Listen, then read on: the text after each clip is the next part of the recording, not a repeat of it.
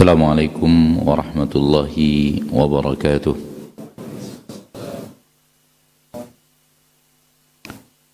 Innal hamdalillah nahmaduhu wa nasta'inuhu wa nastaghfiruh wa na'udzu billahi min shururi anfusina wa min sayyiati a'malina.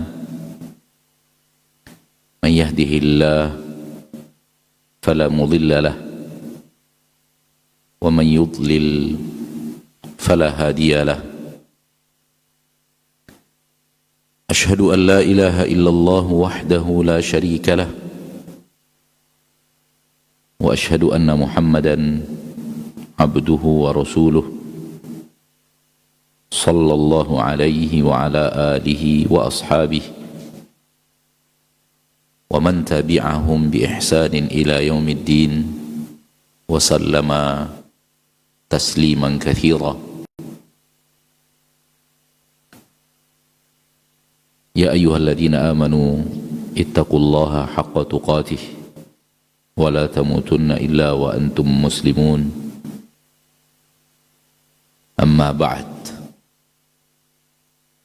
saudaraku saudariku kaum muslimin dan muslimat, al-hadirin wal hadirat, al-musyahidin wal musyahidat, para pemirsa dimanapun anda berada, rahimani wa rahimakumullah. Mari kita bersyukur kepada Allah Jalla fi'ulah yang terus memberikan kepada kita curahan nikmat, rahmat dan kasih sayangnya, dan tidak pernah berhenti. Allah Tabaraka wa Ta'ala mencintai, menyayangi, mengasihi hamba-hambanya, dan kita adalah di antara hamba-hamba Allah itu, di antaranya. Dan jumlah kita dibanding hamba Allah yang lainnya tidaklah seberapa. Allah mengasihi, mencintai para hamba lebih daripada kasih sayang dan cinta yang pernah diberikan oleh seorang wanita kepada anaknya, seorang ibu kepada anaknya.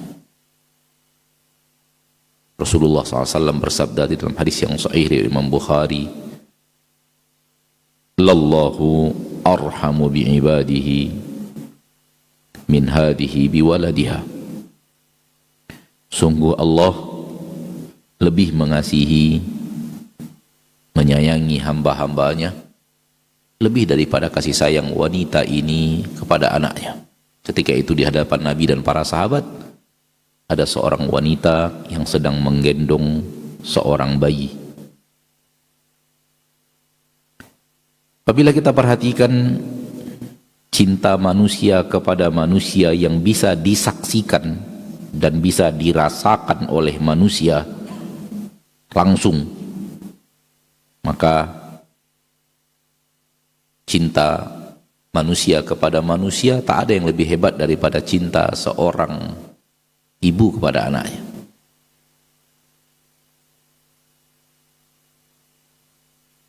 Suatu hari ana coba tes kakak yang punya bayinya sekitar sekian bulan.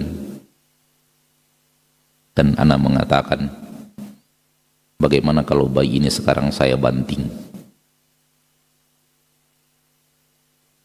Kakak ana ketika itu menjawab, lebih baik kamu banting saya dibanding dia. Itulah cinta seorang wanita, seorang ibu. Oleh karena itu, apabila manusia bercerita cinta seseorang kepada seseorang yang tulus, yang murni, yang tidak ada harap balas, yang benar-benar bersih dari aneka ragam keinginan dan keinginan, cinta yang tulus, cinta yang suci, cinta yang murni, yang pernah disaksikan oleh manusia dalam pola kehidupan mereka, maka mereka tidak akan menemukan lebih daripada cinta seorang wanita kepada anaknya, seorang ibu kepada anaknya. Karenanya Allah membalas di dalam syariat yang mulia ini berlemah lembut kepada ibu itu 2 kali lipat berlemah lembut kepada ayah. 3 kali lipat. Anak ngomong apa tadi? 2 apa 3?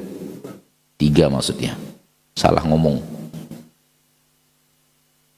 Oleh karena itu Allah membalas di dalam syariat yang mulia ini, seorang anak diharuskan melembutkan akhlaknya, melembutkan tutur katanya, memperbaiki muamalahnya kepada ibunya lebih halus 3 kali lipat dibanding muamalahnya kepada ayahnya.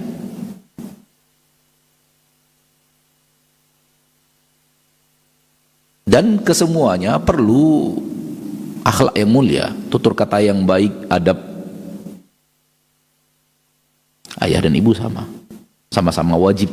Namun kepada ibu harus dihaluskan 3 kali lipat kepada ayah. Abu Hurairah bertanya kepada Nabi kita tercinta sallallahu alaihi wasallam, "Man ahaqqun nasi bi husni sahabati?" Siapa manusia yang paling berhak untuk saya benar-benar memperbaiki komunikasi saya, muamalah saya, perilaku saya kepadanya? Nabi SAW menjawab, ibumu. Abu Hurairah bertanya, "Tsumma man?" Kemudian siapa lagi ya Rasulullah? Ibumu. "Tsumma man?" Kemudian siapa lagi ya Rasulullah? Ibumu. "Tsumma man?" Kemudian siapa lagi ya Rasulullah? Baru Rasulullah menjawab, ayahmu. Ibumu, ibumu, ibumu, ayahmu. Dan Allah lebih mencintai hamba-hambanya lebih daripada cinta wanita kepada anaknya. Allah menyayangi hamba-hambanya lebih daripada sayang wanita ibu kepada anaknya. Maka tidakkah, wahai orang-orang yang sadar bahwa dia adalah hamba Allah, tidakkah merupakan keharusan kita dalam memperbaiki muamalah kita kepada Allah? Tidakkah merupakan kewajiban? Kalau begitu perintah Rasulullah SAW dalam agama yang mulia, kalau begitu perintah Allah di dalam syariat yang mulia, yang hebat ini kepada ibu, padahal tak ada bandingnya antara kasih sayang ibu dengan kasih sayang Allah.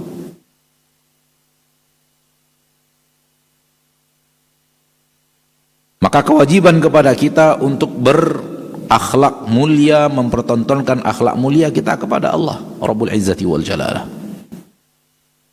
dengan patuh dan taat kepadanya, dengan mengagungkan dan memuliakannya dan selalu mengingatnya, menghalalkan apa yang dia halalkan, mengharamkan apa yang dia haramkan, berjalan di atas syariat yang telah dia perintahkan kita untuk berjalan di atas syariat tersebut, mendahulukan keinginan Allah dibanding keinginan kita.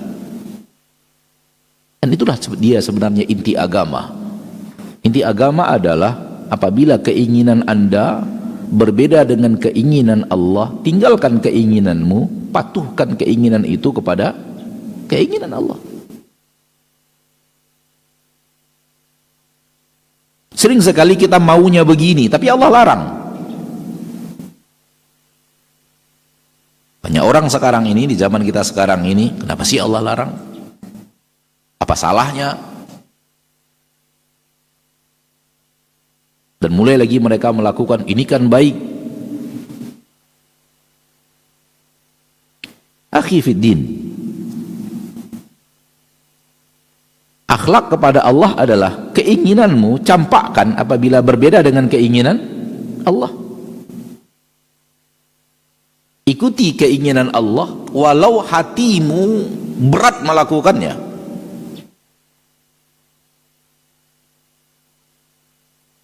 Dan inilah perjuangan hidup kita, mulai dari kita balik sampai akhirnya kita harus meninggalkan dunia beserta isinya. Dan itulah agama yang harus kita amalkan, dan itulah tanggung jawab kita di akhirat nanti yang akan ditanyakan oleh Allah Tabaraka wa Ta'ala kepada kita di yaumil hisab.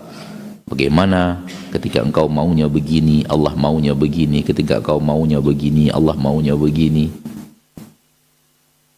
Dan para sahabat ridwanullahi alaihim ajmain, sunnah atau teladan yang sempurna, qudwah yang sempurna untuk umat dalam bab ini.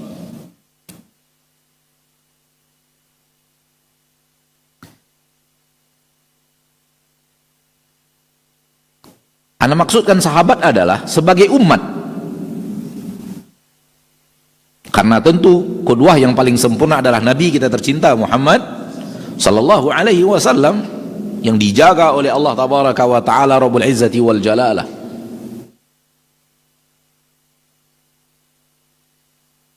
Namun sebagai umat, kita dan mereka adalah sama-sama umat. Kita bukan nabi dan bukan rasul, dan kita sama-sama tidak maksum, tidak dipelihara oleh Allah dari dosa dan kesalahan. Para sahabat ridwanullahi alaihim ajmain telah membuktikan kepada kita di dalam biografi kehidupan mereka bersama Nabi tercinta Muhammad sallallahu alaihi wasallam ketundukan dan kepatuhan sempurna.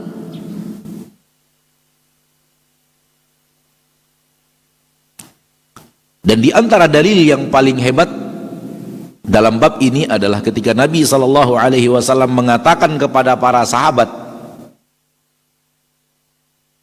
Nabi penduduk Mekah, dan Nabi berkata kepada para sahabat penduduk Madinah. Kebiasaan orang Mekah dan orang Madinah dalam ma'isyah mencari nafkah berbeda. Mekah lebih banyak tijarah, bisnis, perdagangan, dan Madinah lebih banyak perkebunan dan pertanian. Suatu hari Nabi SAW mengatakan kepada para sahabat, andai kalian tidak mentalqih pohon-pohon kurma. Talqih itu adalah mengawinkan jantan dan betina.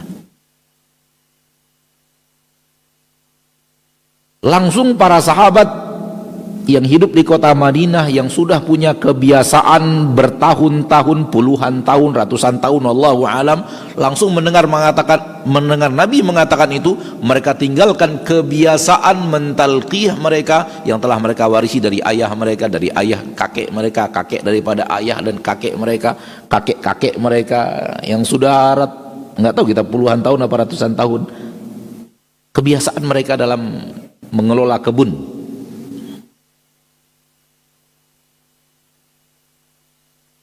Adat istiadat yang sudah mereka warisi dari ayah mereka, dari kakek mereka, dari ayah kakek, dari kakek mereka, dari kakek-kakek-kakek-kakeknya mereka, langsung mereka tinggalkan.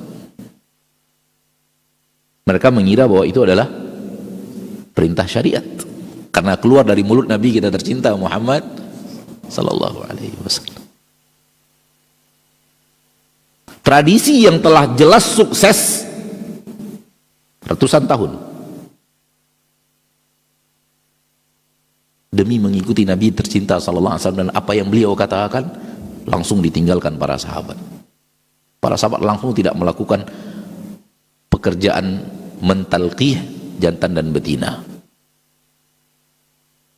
Tahun depannya gagal panen.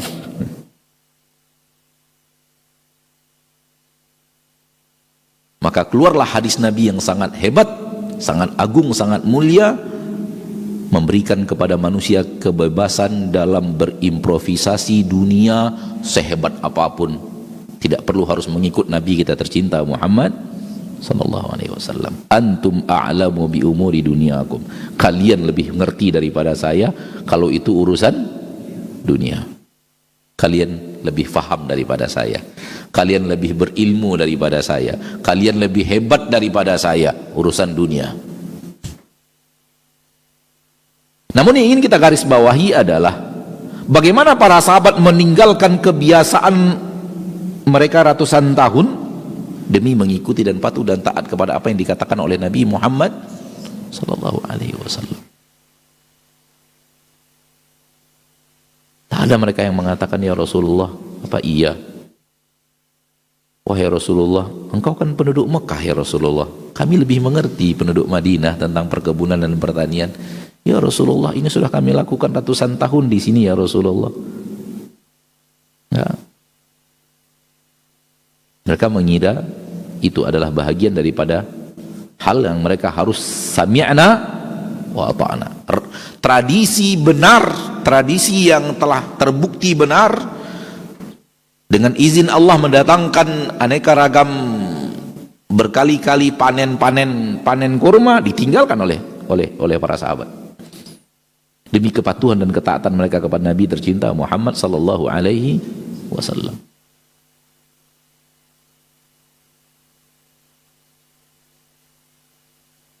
Di Hudaybiyah, pada perjanjian Hudaybiyah tahun ke-6 Hijriyah, sahabat juga ridwanullahi alaihim ajma'in mendatangkan suri tauladan yang luar biasa ketika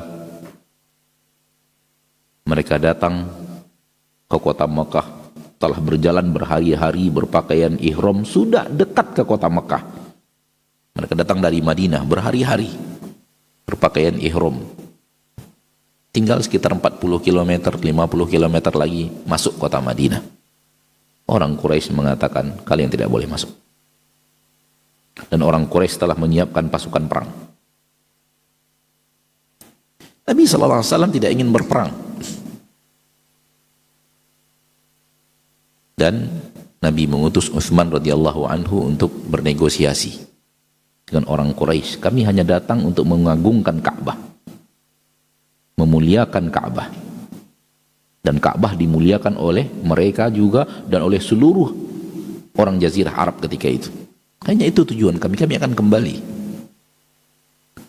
Namun Quraisy mengatakan, kalian musuh kami, nggak bisa seenaknya kalian masuk wilayah kami tanpa minta izin. Akhirnya Rasulullah SAW mengutus Utsman radhiyallahu taala anhu untuk bernegosiasi. Terdengar kabar Utsman dibunuh. Kalau utusan telah dibunuh, itu pertanda perang, nggak ada cerita negosiasi. Maka Rasul menyiapkan pasukan perang dalam keadaan berpakaian ihram, dan semua sahabat sami'na wa ata'na, perang sudah, membela agama Allah sampai meninggal dunia. Dan mereka tidak ada persiapan perang. Pedang kalau tuh mereka bawa, pedang yang mereka bawa bukan pedang untuk perang, tapi pedang persiapan perjalanan saja, untuk menyembelih hewan, memasak, memotong-motong daging selama perjalanan untuk dimasak dan semacamnya. Bukan senjata perang. Namun begitu Nabi SAW, kalau begitu kita perang. Sahabat semuanya sami'na wa ata'na. Sami'na wa ata'na untuk perang ketika itu berarti lebih dekat kepada kematian dibanding kehidupan.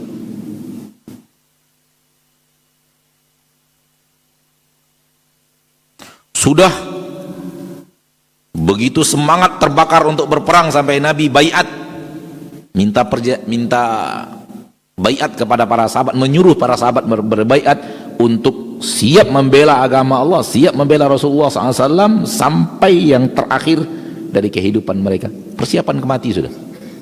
Para sahabat patuh dan taat. Sami'na wa ata'na. Dalam kondisi seperti itu, Utsman datang radhiyallahu anhu. Kata Nabi, enggak jadi perang. Kembali, ya udah enggak jadi. Awalnya sudah dipompa nih semangatnya, udah ya siap, udah. Tiba-tiba enggak jadi. Ya udah enggak jadi. Awalnya dingin, lalu panas, suruh dingin lagi, ya dingin.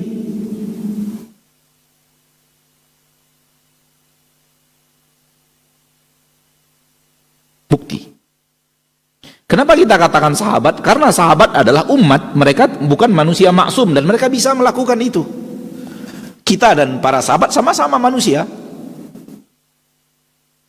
Ketika para sahabat bisa patuh dan taat, seharusnya secara sifat manusiawi kita juga bisa. Karena kita sama-sama tidak maksum, sama-sama tidak terpelihara dari dosa dan kesalahan. Sebagaimana para sahabat telah berhasil memerangi hawa nafsu mereka, mengikuti hawa nafsu mereka, diarahkan untuk patuh dan taat sami'na wa ata'na kepada Rasul kita tercinta SAW, hal yang sama seharusnya manusia juga sesama manusia. Sehingga hilang itu kan para sahabat, beda sama kita.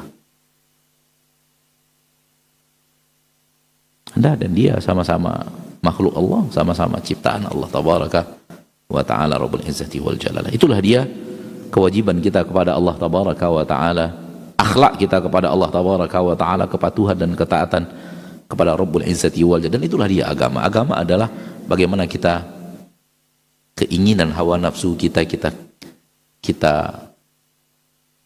hapus apabila itu bertabrakan dengan maunya dan keinginan Allah yang telah ada di dalam syariat. Bukan justru syariat yang ada kita coba otak-atik sesuai dengan keinginan kita. Di dalam ayat begini, di dalam hadis begini. Kok saya aneh ya ayat ini dan hadis ini? Otak-atik lah. Otak-atik.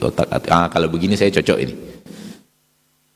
Kalau begini saya sesuai ini, kalau begini caranya. Nah, ya, justru engkau yang harus mengekang hawa nafsumu, justru engkau yang harus berlatih untuk mentarbiyah jiwamu, justru engkau yang harus mencari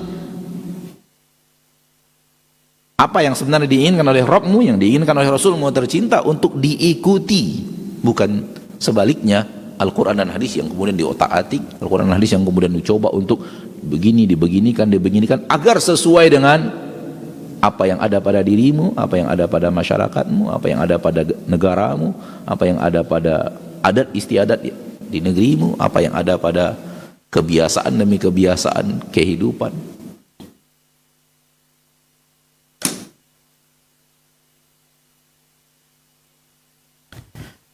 Akhir pertemuan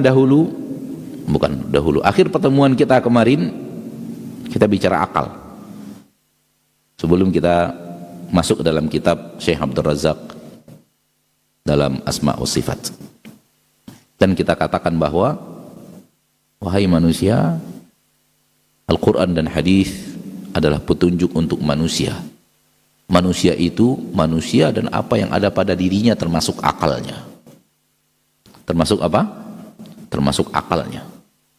Maka akal manusia harusnya dipaksa untuk harus sesuai dengan Al-Quran dan Sunnah,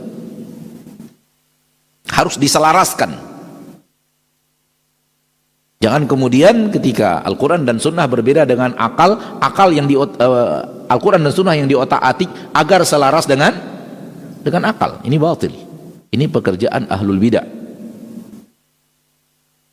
Ini pola ahlul bid'ah. Ketika datang Al-Quran, datang hadis, diotak-atiklah maknanya agar sesuai dengan apa yang telah mereka yakini. Tak demikian. Akal yang harus diotak-atik agar sesuai dengan Al-Quran dan Sunnah.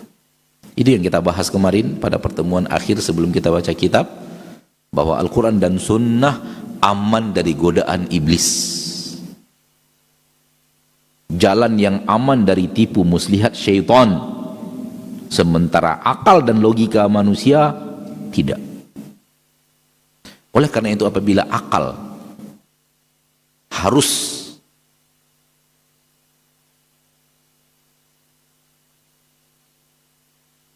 disamakan Al-Quran dan Sunnah dengan akal, maka Al-Quran dan Sunnah yang disamakan dengan akal harus diselaraskan dengan akal manusia,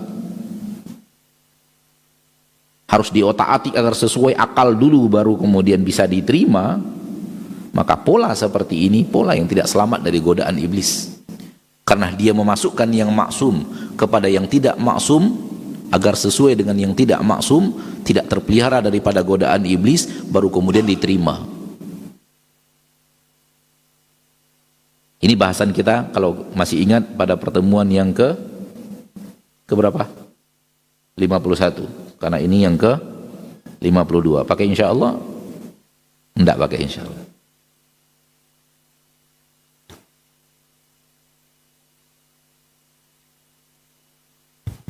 Salah satu cara ahlul bid'ah mengingkari sifat-sifat Allah yang ada di dalam Al-Quran, di dalam sunnah, mengatakan ini majaz. Majaz. Apa itu majaz? Majaz adalah sebuah kata yang diucapkan dan yang diinginkan bukanlah makna yang hakiki dari kata itu.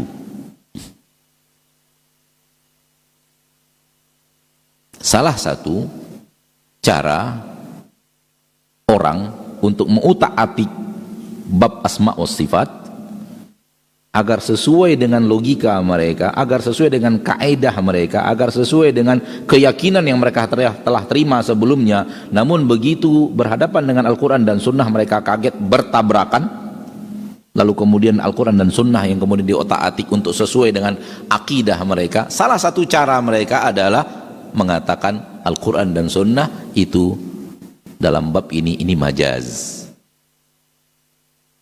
Majaz adalah sebuah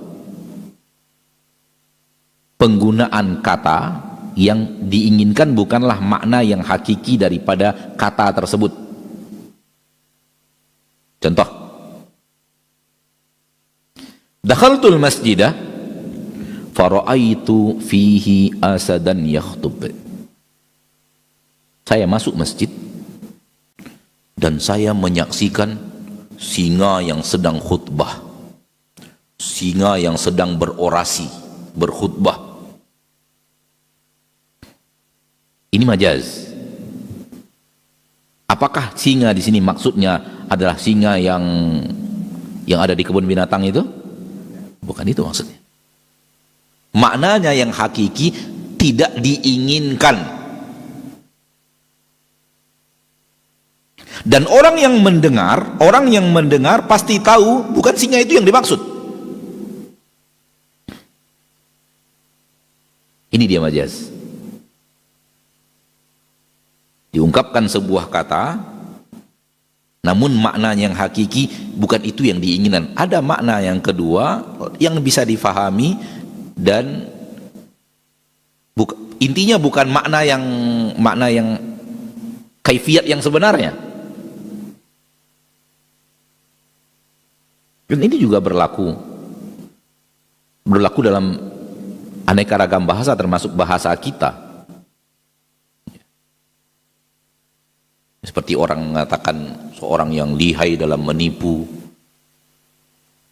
mereka katakan itu adalah nama hewan yang sering dipakai untuk para penipu. Itu orang cerdik itu, yang penipu. Serigala. Itu serigala itu. Atau musang. Kalimat-kalimat semacam itu. Ketika diucapkan, yang diinginkan bukanlah maknanya yang hakiki. Dengan kaifiat pada makna itu. Singa kaifiatnya apa? Ya, seekor hewan, empat kakinya, kemudian begini. Kita tahu singa bagaimana. Tapi bukan itu makna yang diinginkan. Hakikat daripada kaifiat makna itu tidak diinginkan. Tapi yang diinginkan sesuatu yang berbeda.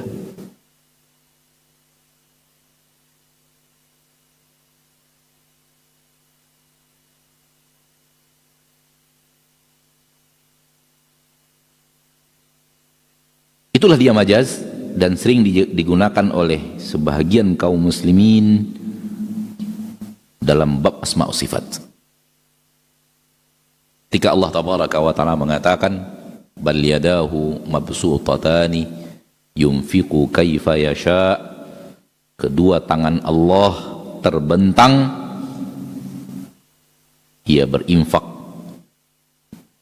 bagaimanapun yang ia inginkan. Ketika Nabi SAW mengatakan yanzilu Rabbuna, Rabb kita turun, majaz mereka katakan, oh itu majaz.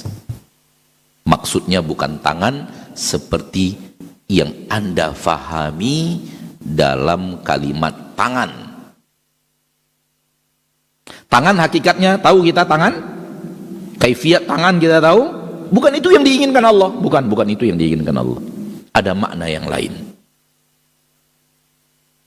Dan ini sesuatu yang digunakan untuk mentakwil bab asma wa sifat. Jadi kalau seandainya antum bertemu orang yang mentakwil lalu mengatakan bahwa tangan Allah, wajah Allah, melihat kepada wajah Allah, semua itu majaz, maksudnya adalah hakikatnya sesuatu yang ada, tapi tidak itu yang diinginkan Allah, makna yang lain. Lalu tangan maknanya apa? Yang diinginkan Allah bukanlah tangan dalam kaifiat tangan, bukan itu. Sebagaimana singa tadi khutbah di atas mimbar, bukan singa, bukan itu yang diinginkan, tapi yang diinginkan sesuatu yang berbeda, yaitu seorang yang orator, seorang yang benar-benar menguasai audiens dalam berbicara, seorang yang benar-benar memukau ketika berorasi, seorang yang benar-benar menguasai podium, pandai berbicara, pandai itu yang dimaksud dari kalimat singa itu.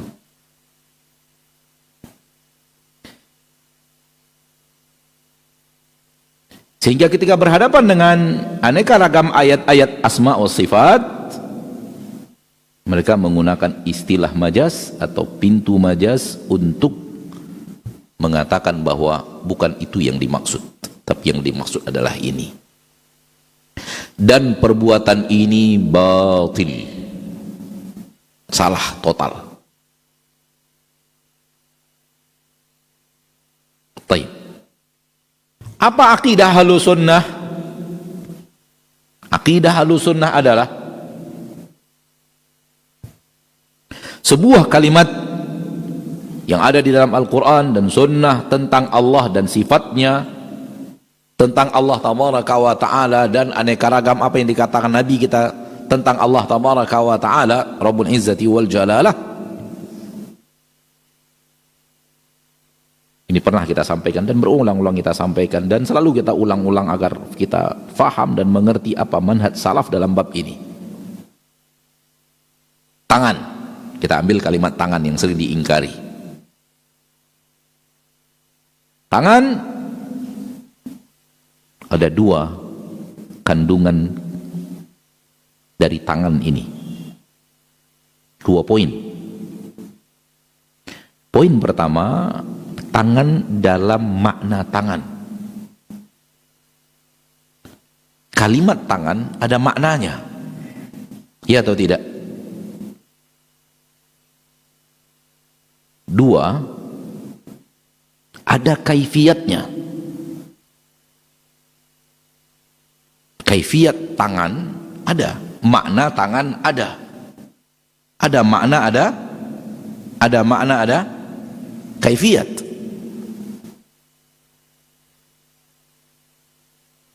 Ahlu Sunnah menetapkan makna dengan mengatakan kami tidak tahu kaifiat.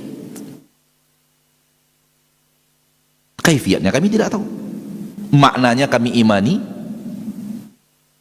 maknanya kami yakini karena datang dari Allah, namun kaifiatnya Allahu alam, kami tidak tahu. Ini Ahlu Sunnah menerima makna namun tidak bicara apa? Tidak bicara apa? Kaifiat.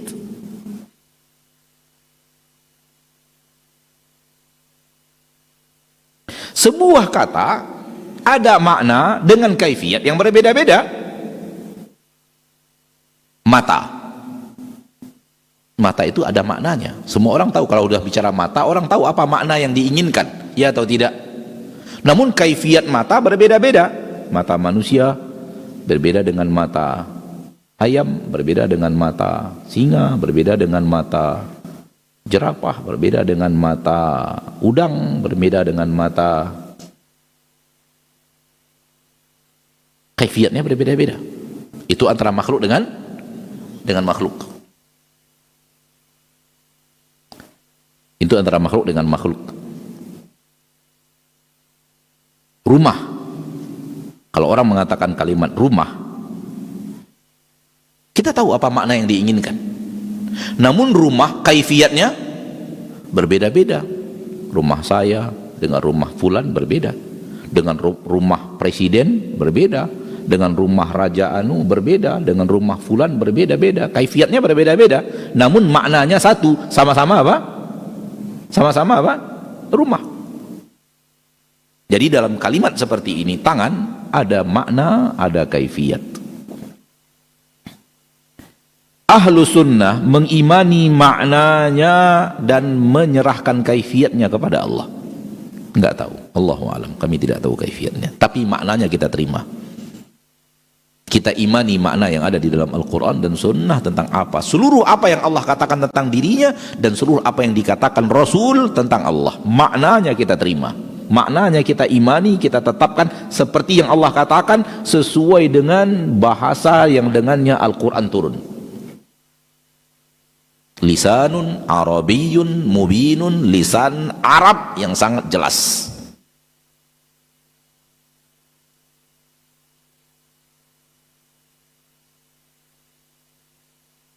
Majas itu apa? Majas itu tidak menerima maknanya dan kaifiatnya, kedua-duanya harus dialihkan.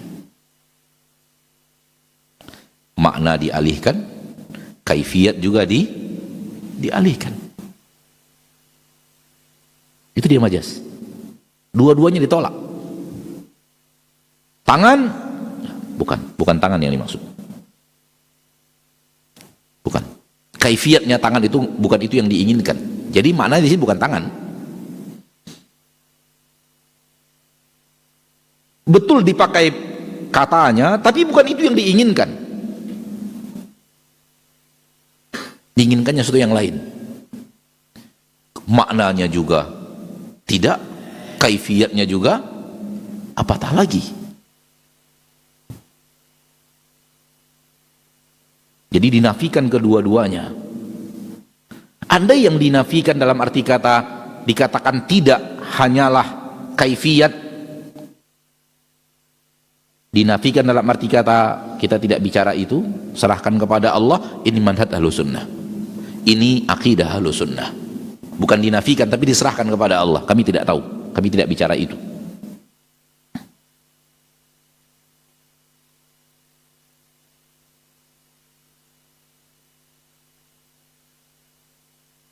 Di mana letak kesalahan? Letak kesalahannya adalah apa majas tadi? Memalingkan kaifiat dari makna sebuah kalimat untuk yang lainnya.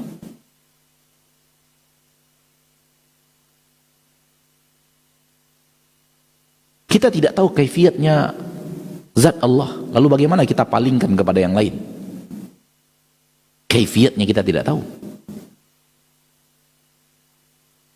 Kaifiatnya kita tidak tahu. Ketika kita bicara singa, kita tahu kaifiat singa. Maka nggak mungkin kalimat singa itu ada di atas mimbar, apalagi khutbah Jumat. Kita tahu kaifiat singa. Kita mengerti kaifiat singa sehingga akal kita tidak bisa menerima singa sedang khutbah, itu nggak mungkin.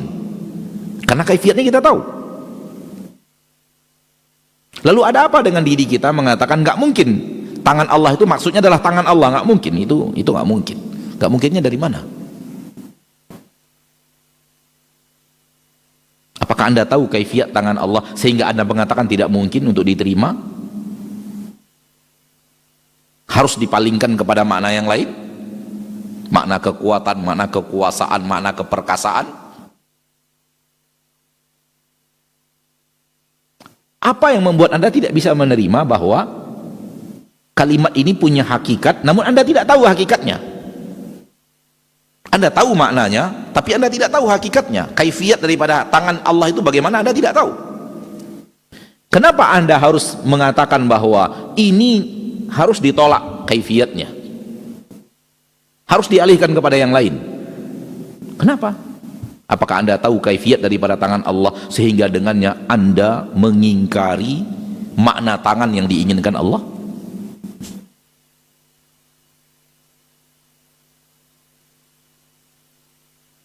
Agak berat?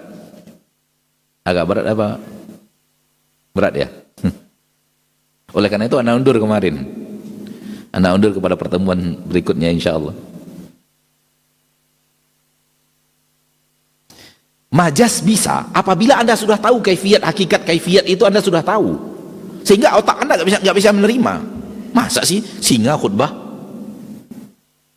Karena Anda tahu kaifiatnya. Singa itu bagaimana? Nggak mungkin dia khutbah Jumat. Apakah seperti ini kita berhadapan dengan apa yang Allah katakan tentang dirinya di dalam Al-Quran? Allah punya tangan. Kenapa Anda ingkari? Apakah Anda tahu hakikat daripada tangan Allah itu sehingga Anda mengatakan nggak mungkin ini maknanya? Ini nggak mungkin ini maknanya, harus dialihkan. Tahukah Anda bagaimana kaifiat daripada tangan Allah? Sehingga dengannya Anda kemudian mengatakan nggak mungkin ini maksudnya. Nampak perbedaan? Wahai iblis, apa yang membuat engkau tidak mau sujud kepada Adam, yang Adam ini kuciptakan dengan kedua tanganku? Nggak mungkin ini tangan maksudnya, nggak mungkin ini majas. Maksudnya maknanya bukan tangan, tapi maknanya aku ciptakan dengan kekuatanku. Ini majas, ini majas. Nggak mungkin, nggak mungkin. Ya akhi, ya nggak mungkin singa khutbah di atas mimbar, nggak mungkin. Oke, Anda tahu singa, Anda tahu kaifiat singa, Anda tahu bagaimana bentuk singa, Anda tahu bahwa singa itu adalah binatang yang tidak mungkin berbicara dan khutbah di depan manusia, apalagi di masjid. Anda bisa ingkari itu dengan akal mereka Anda, dengan logika Anda, pasti itu tidak mungkin. Kenapa hal yang sama Anda perlakukan kepada nusus syari'iyah, nusus nas-nas syariat yang ada di dalam Al-Quran tentang Allah? Tahukah Anda kaifiat yang Allah bicarakan di dalam Al-Quran itu tentang Allah itu, sehingga dengannya Anda mengatakan tidak mungkin? Mustahil maknanya adalah tangan, sebagaimana Anda mengatakan mustahil maknanya adalah singa seperti yang ada di kebun binatang. Sesuatu yang sudah Anda tahu kaifiatnya, Anda bisa mengatakan bahwa itu tak mungkin.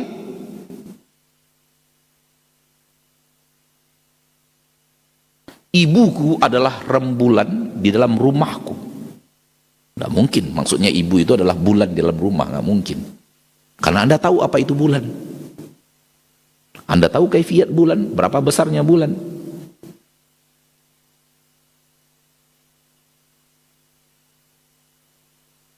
Lalu bagaimana Anda mengingkari sesuatu yang Anda pun sebenarnya tidak tahu, karena Allah tidak memberitahu bagaimana kaifiat sesuatu itu. Nampak ini adalah tajarru, keberanian terhadap nas syariat, padahal Anda tidak tahu hakikat dan kaifiatnya. Kenapa? Hakikat dan kaifiat Allah tidak pernah berbicara. Namun maknanya datang dalam bahasa Arab yang jelas dan tegas, dan orang Arab semua tahu kalau sudah bicara yadun, tangan. Secara makna. Secara apa? Secara makna. Sampai di sini ada kejelasan? Ada kejelasan? Oke. Masuk kita sedikit lagi. Kata mereka, kalau saya meyakini tangan, saya menyamakan Allah dengan manusia. Oleh karena itu harus dialihkan kepada makna yang sebenarnya bukan tangan.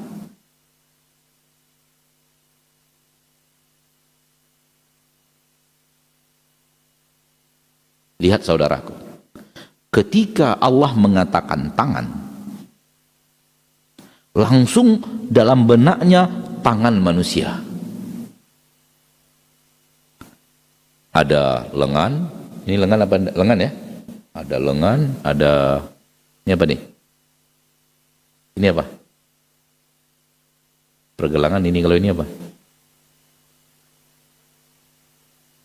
Ada telapak tangan, ada jari jemari. Ketika Allah bicara tangan di dalam Al-Quran, langsung mereka membayangkan tangan manusia. Akhirnya mereka mengatakan, tak mungkin itu yang Allah maksud. Karena di dalam benak Anda, pikiran Anda, tangan makhluk. Dan Allah sudah mengatakan Allah tak sama dengan, tak ada sesuatu yang sama dengan Allah. Allah sudah mengatakan tak ada yang sesuatu yang sama dengan Allah.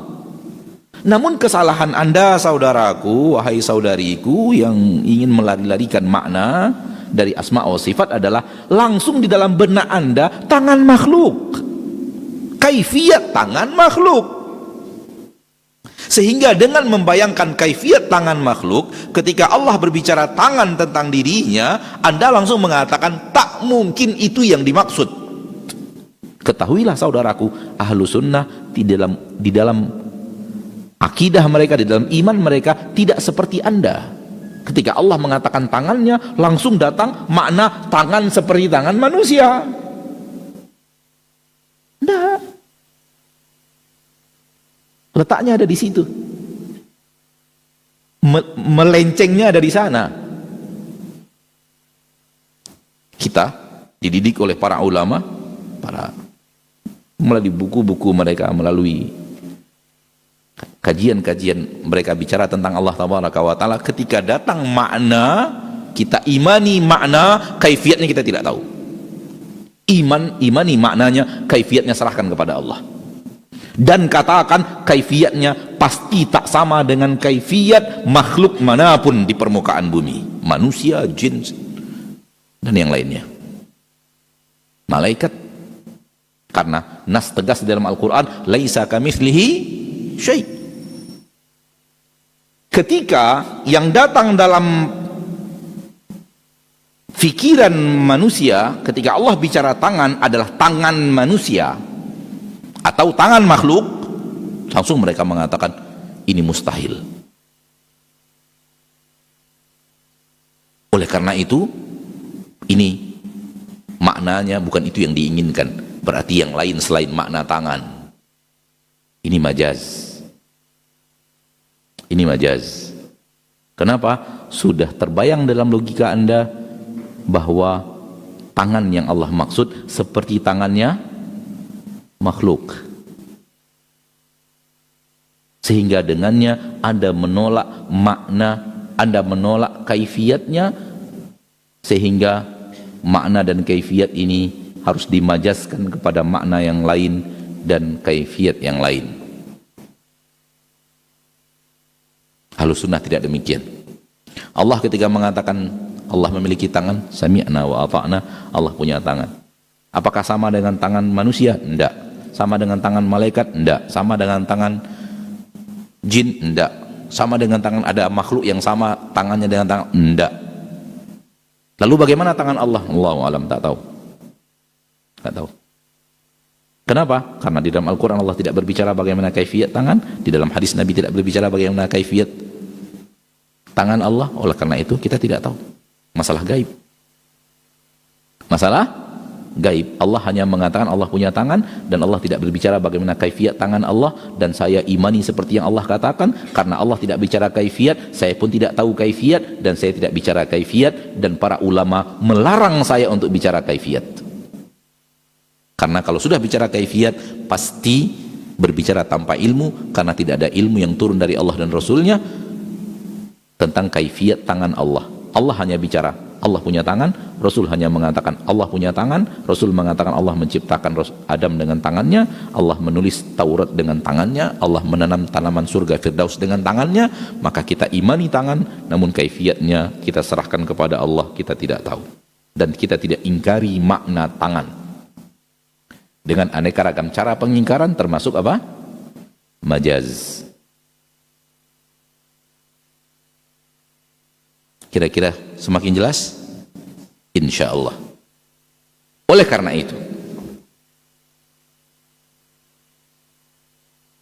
hal yang berhubungan dengan Allah ketika Rasul berbicara, perlakukan seperti ini.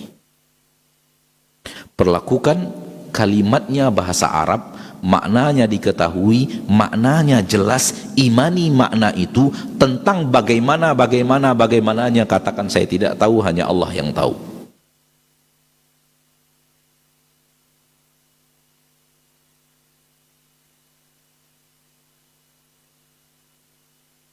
wajah Allah. Tahu makna wajah? Tahu makna wajah? Ya sudah. Wa yabqa wajhu rabbik. Semuanya akan hancur setelah datang hari kiamat, tinggallah wajah Rabbmu. Wajah Rabbmu. Wajah Rabbmu, wajah. Apakah seperti wajah manusia?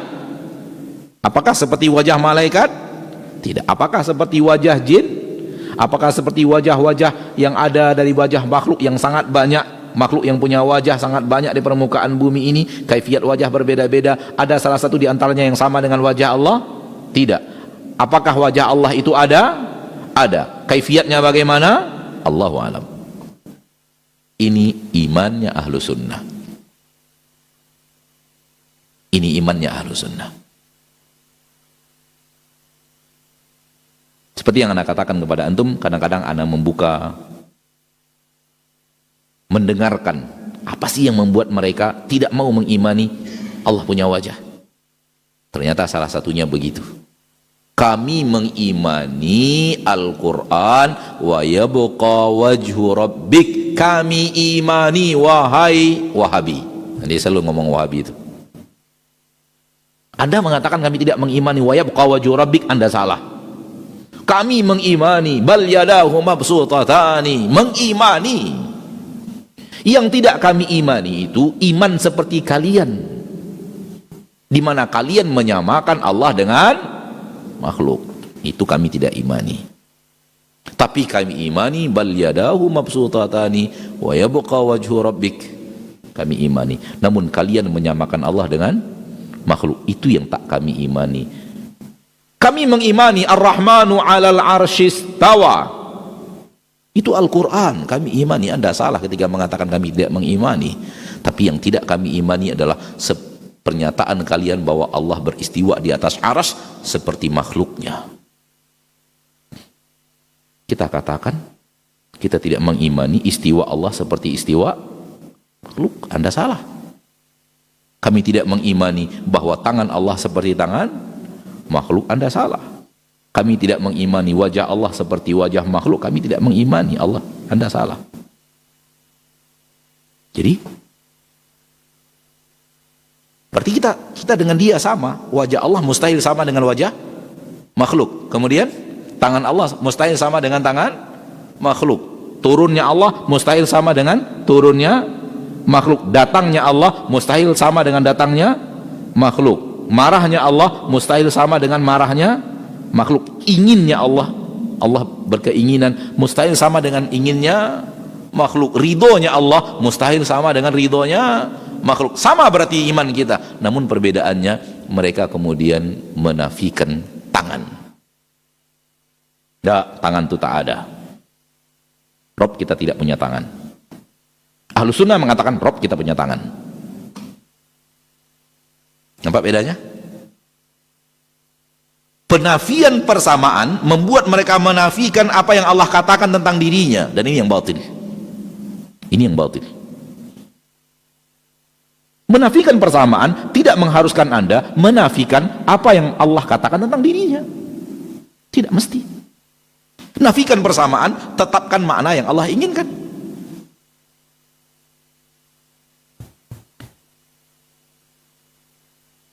Wajah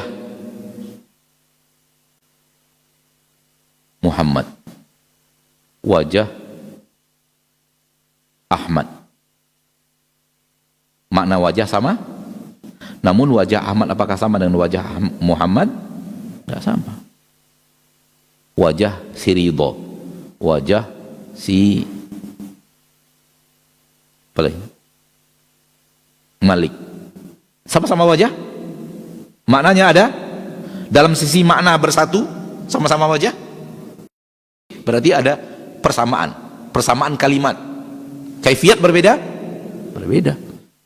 Wajah Nabi Muhammad SAW, wajah Nabi Yusuf sama? Beda. Wajah Nabi Muhammad SAW dengan wajah Nabi Ibrahim sama? Beda, namun mirip. Nabi yang mengatakan, saya melihat Ibrahim dan tidak ada yang mirip dengan Ibrahim lebih daripada sahabat kalian ini. Maksudnya Nabi tercinta. Wajah Nabi Muhammad mirip dengan wajah Nabi Ibrahim. Nabi Muhammad yang mengatakan, saya bertemu Nabi Ibrahim ketika Isra dan Mi'raj, dan yang mirip dengan wajah saya. Wajah Nabi Ibrahim mirip dengan wajah Nabi Muhammad SAW. Nas dari Nabi tercinta SAW. Namun beda, ini wajah Nabi Muhammad SAW, ini wajah Nabi Ibrahim alaihissalam. Berbeda. Jadi ada makna yang tak boleh diingkari. Allah datang, iya Allah datang. Rasul mengatakan Allah turun, iya Allah turun. Karena turun itu sebuah kalimat yang diinginkan untuk kita yakini dan didatangkan dalam bahasa Arab yang jelas dan tegas. Dan orang Arab tahu makna turun, dan kita juga tahu makna terjemahannya turun. Wajah kita tahu makna wajah, tangan kita tahu makna tangan, namun kaifiat kita tidak tahu. Akhirnya mereka menggunakan istilah yang ada dalam bahasa Arab bernama majaz untuk mengotak-atik Al-Quran dan Sunnah agar sesuai dengan logika dan keyakinan yang selama ini telah mereka imani. Tidak demikian beragama. Apa yang Anda imani, ayo kembalikan kepada Al-Quran dan Sunnah. Semoga bermanfaat. Kitab kita pada hari ini masuk kepada nama Allah Al-Alim. Nama Allah apa? Al-Alim. Al-Alim artinya berilmu. Kita selalu menerjemahkan maha berilmu. Al-Alim adalah salah satu nama daripada nama Allah. Dan alim memiliki makna, dan itu adalah sifat di antara sifat Allah. Maknanya adalah berilmu, berarti sifat daripada sifat Allah. Allah itu maha berilmu. Allah itu berilmu. Manusia juga berilmu? Ya, beda? Beda jauh. Nabi Musa alaihissalam dan Nabi Khidr atau Khidir, ada yang membacanya fathah, ada yang membacanya kasrah. Khadr atau Khidr, dua-duanya datang dalam riwayat. Dua manusia alim di permukaan bumi di zamannya sedang di atas kapal yang ditumpangi. Kemudian seekor burung turun ke laut, mengambil air dari laut, dan kemudian terbang lagi. Diriwayatkan bahwa Nabi Khidir berkata kepada Nabi Musa, wahai Musa, tidaklah ilmuku dan ilmumu, digabungkan ilmu Nabi Musa, digabungkan ilmu Nabi Khidir, digabungkan di sisi Allah, kecuali bagaikan air ini yang telah diambil oleh burung dengan apanya? Paruhnya dibanding lautan yang sangat luas ini. Manusia berilmu, Allah berilmu, tapi ilmu Allah tanpa batas. Syekh mengatakan lebih daripada 150 ayat di dalam Al-Quran Allah bicara bahwa Allah berilmu, dan aneka ragam nas di dalam Al-Quran. Wa kafa billahi alima yakhluqu ma yasha' wa huwal alimul qadir dzalika taqdirul azizil alim innallaha sami'un alim. Semuanya mengarahkan kepada Allah memiliki nama alim, Allah memiliki sifat apa? Berilmu. Dan ilmu yang dimiliki Allah kesempurnaan.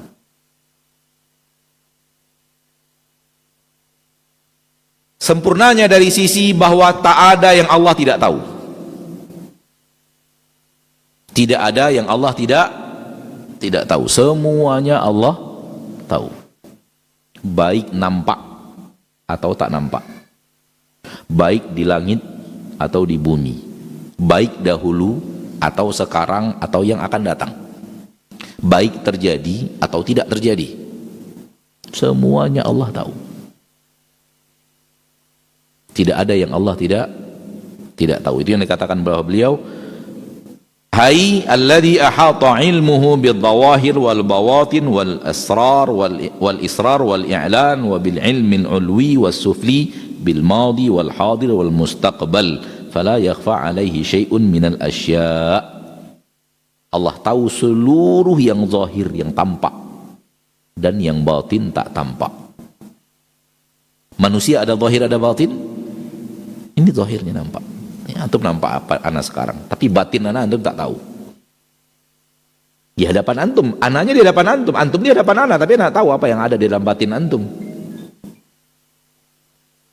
Di dalam hati apa yang terjadi kita tidak tahu. Namun seluruh makhluk selain Allah, Allah tahu semuanya. Berapa jumlah manusia zahir dan batinnya, berapa jumlah malaikat zahir dan batinnya, berapa jumlah jin zahir dan batinnya, berapa jumlah hewan-hewan zahir dan batinnya, semua Allah tahu. Tak ada yang Allah tidak tahu. Al-israr wal i'lan, apa yang dilakukan terang-terangan, apa yang dilakukan sembunyi-sembunyi, alamil ulwi wa sufli, makhluk yang ada di atas sana atau makhluk yang ada di bawah sini, di bawah bumi, apa saja yang ada di perut bumi, apa yang ada dahulu, sekarang, yang akan datang, apa yang akan terjadi, semuanya Allah tahu. Tak ada yang Allah tidak tahu. Itulah ilmunya Allah. Innallaha kana bikulli syai'in alima. Allah Maha tahu atas segala sesuatu. Rabbana wasi'ta kulla syai'in rahmatan wa ilma. Wahai Rabbku, segala-galanya Engkau rahmati, segala-galanya Engkau ketahui. Akidah Ahlussunnah bahwa tak ada yang Allah tidak tahu. Maka Allah Tabaraka wa Ta'ala menyebutkan bahwa Allah Tabaraka wa Ta'ala ilmunya menguasai seluruh yang disembunyi-sembunyikan dan seluruh yang ditampakkan. Rabbana innaka ta'lamu ma nukhfi wa ma nu'lin. Ya Allah, Engkau tahu semua yang kami sembunyikan dan semua yang kami tampilkan, i'lankan. Maka tidak ada gunanya menyembunyikan apapun kepada Allah. Tak ada gunanya. Anda bisa bersembunyi dari makhluk, namun tak ada gunanya Anda bersembunyi dari Allah. Tak ada gunanya. Karena di sisi Allah, Ia bisa melihat dirimu di saat Anda sendiri tidak bisa melihat dirimu.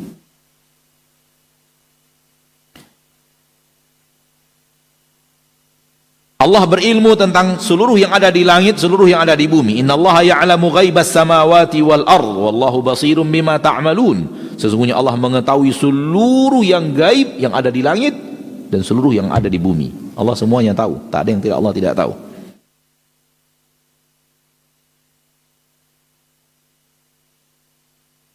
Banyak hal-hal yang gaib manusia tidak tahu, namun semuanya ilmunya ada pada Allah. Wa indahu mafatihul ghaib la ya'lamuha illahu.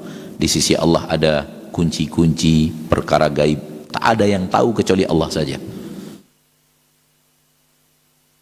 La ya'lamuha illahu. Tidak ada yang tahu kecuali Dia. Wa ya'lamu ma fil barri wal bahr. Allah tahu seluruh yang di darat. Di dalam di seluruh di kiri kanan masjid ini ada pasir? Ada pasir? Antum tahu berapa jumlahnya? Di atas kepala antum ada rambut?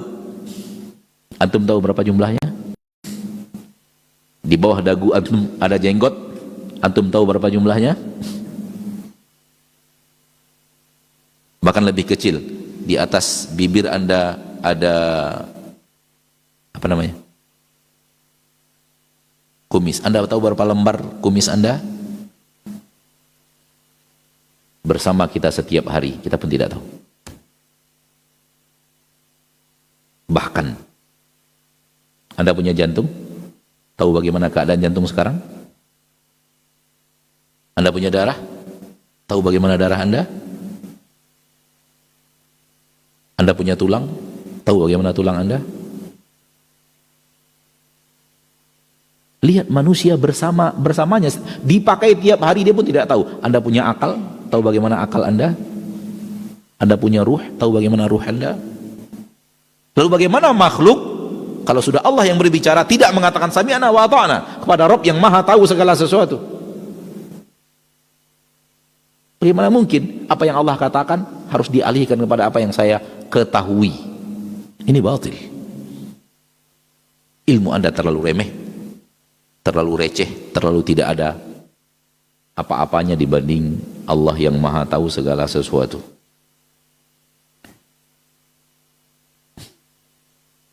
Berkata Imam Al-Amin Asy-Syanqiti, ahli tafsir, mengatakan ajma'al ulama'u, ahli ilmu sepakat, para ulama sepakat, ala annahu akbaru wa'idhin wa a'zamu zajirin nazala minas sama'i ilal ard.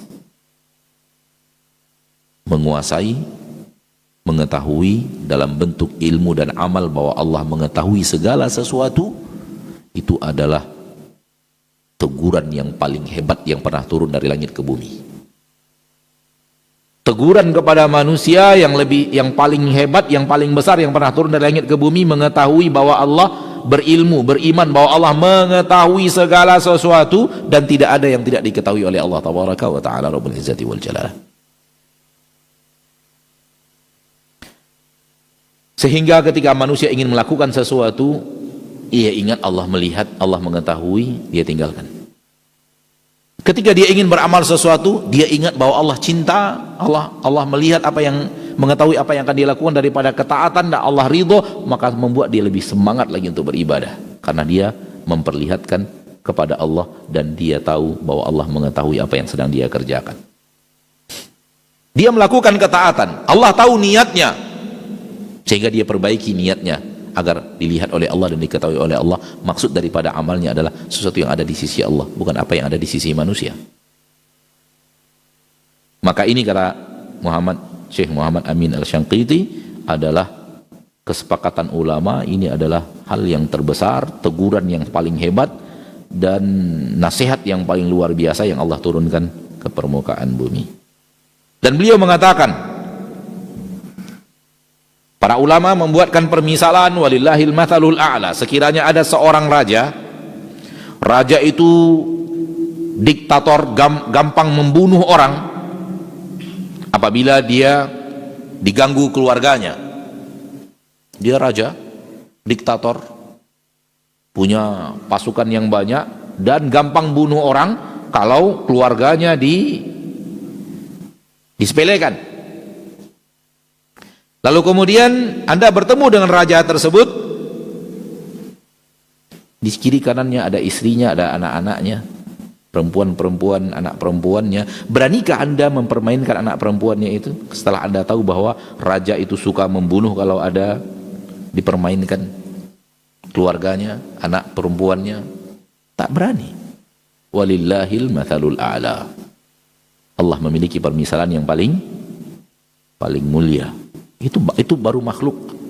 Anda akan takut melihat kepada anak perempuan raja dan berusaha untuk mengedipkan mata karena Anda tahu ayahnya kalau mengetahui itu akan gampang membunuh dirimu, dan dia punya pasukan yang sangat banyak, gampang baginya untuk, dan suka membunuh orang.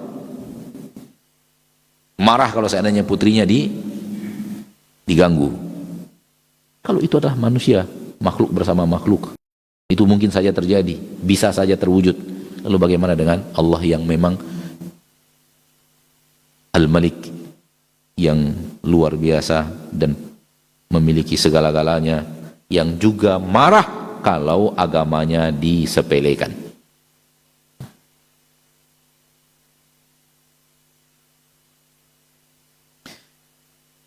Kalau Anda membaca Al-Quran, kata Syekh, maka setiap Anda membolak-balikkan lembaran Al-Quran, pasti di dalamnya Anda akan temukan Allah bicara itu. Allah tahu, Allah mengerti, Allah mengetahui yang dahulu, Allah bicara yang masa yang akan terjadi, di masa yang akan datang. Intinya bicara tentang ilmu Allah. Wa ma tasqutu min waraqatin illa ya'lamuha. Tidak ada satu lembar daun jatuh kecuali Allah tahu. Wallahi, suatu hari saya sedang duduk di bawah sebatang pohon, di dekat sebatang pohon, dan angin sedang berhembus kencang. Dan ketika itu dedaunan dari pohon itu jatuh. Dan saya mengatakan, untuk satu pohon saja saya tidak tahu berapa daun yang jatuh. Padahal pohon itu di depan mata saya. Dan itu pasti terjadi pada antum juga. Suatu hari antum di depan sebatang pohon dan angin berhembus kencang dan dedaunan dari pohon itu pun jatuh. Anda tidak akan tahu berapa pohonnya, berapa lembar daun yang jatuh. Allah menguasai seluruh yang ada di bumi, berapa lembar daun yang jatuh setiap detik. Lihat ilmu Allah. Wa ma tasqutu min waraqatin illa ya'lamuha. Tidak ada satu lembar daun pun yang jatuh kecuali dengan ilmu Allah. Bahkan dengan izin Allah. Kalau tidak Allah izinkan, dia pun tidak akan jatuh.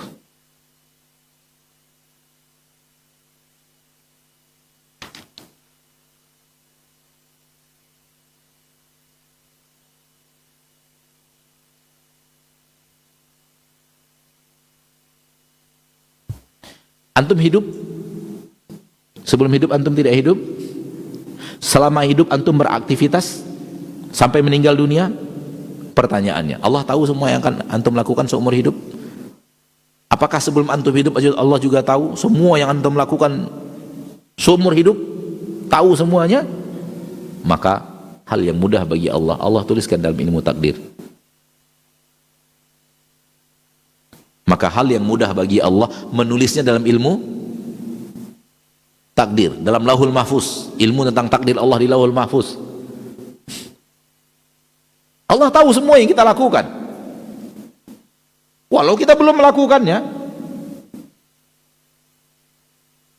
Kalau kita berilmu, kalau kita meyakini Allah tahu segala-galanya, berarti kita meyakini dari mulai kita lahir sampai kita wafat, semuanya Allah tahu detail apa yang terjadi dalam hidup kita, apa yang akan kita lakukan, apa yang akan kita pilih, apa yang akan kita kerjakan, apa yang kita ucapkan, apa yang kita lihat, kemana kaki ini akan melangkah, apa saja yang pernah ditulis oleh tangan kita, bagaimana hati ini berbuat seumur hidup. Tahu Allah atau tidak? Antum yakin bahwa Allah tahu? Detailnya Allah tahu? Apa sulitnya bagi Allah nulis? Karena Allah tahu. Itulah dia bahagian daripada sesuatu yang harus kita imani ketika kita bicara takdir.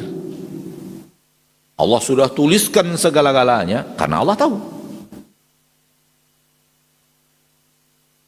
Bukan karena Allah memaksakan kepada kita, kamu harus melakukan ini. Bukan.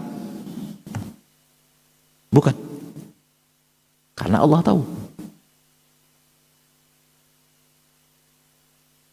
Allah tidak memaksa. Yang hadir ke majelis sekarang ini, di Masjid Al-Hijrah sekarang ini, ada paksaan dari Allah untuk hadir? Antum merasa dipaksa oleh Allah?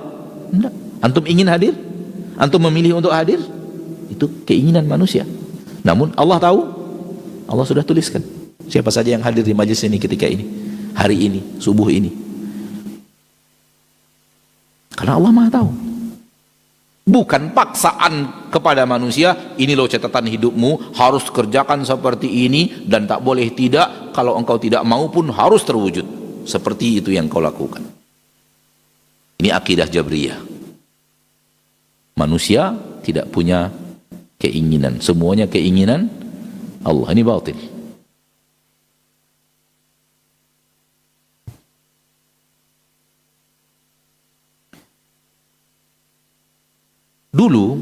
Dulu pernah seekor semut berbicara dan diketahui oleh Nabi Sulaiman, dan Nabi Sulaiman tersenyum.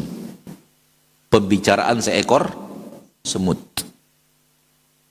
Itu kejadian yang jauh di masa yang lalu, dan dari seekor semut yang sangat kecil. Allah tahu apa yang diucapkan semut itu, dan Allah sampaikan kepada kita sekarang di dalam Al-Quran. Semut itu pernah ngomong begini, didengar oleh Sulaiman, dan Sulaiman kemudian tersenyum mendengarkan ucapan seekor semut.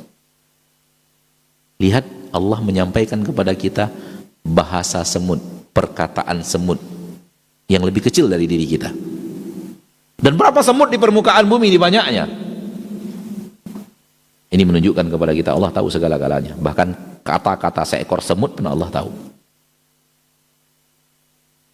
Hal yang sama sampai dunia kiamat nanti terjadi alam akhirat.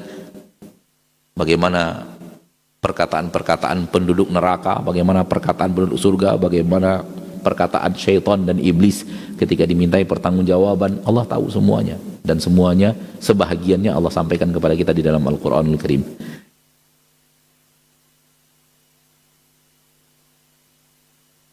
Kalau kita berilmu, kita beriman bahwasanya Allah Tabaraka wa Ta'ala mengetahui segala-galanya, maka jangan sembunyikan maksiat. Maknanya adalah pengamalannya adalah jangan sembunyikan maksiat, karena percuma menyembunyikan maksiat. Kalau ada maksiat yang kita lakukan sembunyi-sembunyi, taubatlah. Karena tidak ada yang tersembunyi dari ilmu Allah Tabaraka wa Ta'ala Rabbul Izzati wal Jalalah. Khianat yang paling susah ditebak adalah khianat mata yang terkonek kepada hati. Oleh karena itu Allah datangkan ya'lamu kha'inatal a'yun. Allah mengetahui khianat mata. Wa ma tukhfis sudur, dan apa yang disembunyikan oleh dada. Di depan kita dia tersenyum, dia melihat kepada kita sambil tersenyum, hatinya sebenarnya mengutuk kita. Bisa jadi. Bisa jadi. Allah tahu semuanya. Namun kita sebagai manusia hanya bermuamalah dengan zahir manusia. Apa yang ada dalam hatinya itu antara dia dengan Allah. Kita tidak boleh masuk ke dalam isi hatinya. Dia senyum kepada kita berarti dia baik kepada kita. Udah selesai. Namun Allah tahu ternyata mata berkhianat dan hati bisa berbeda dengan zahir penampilan manusia.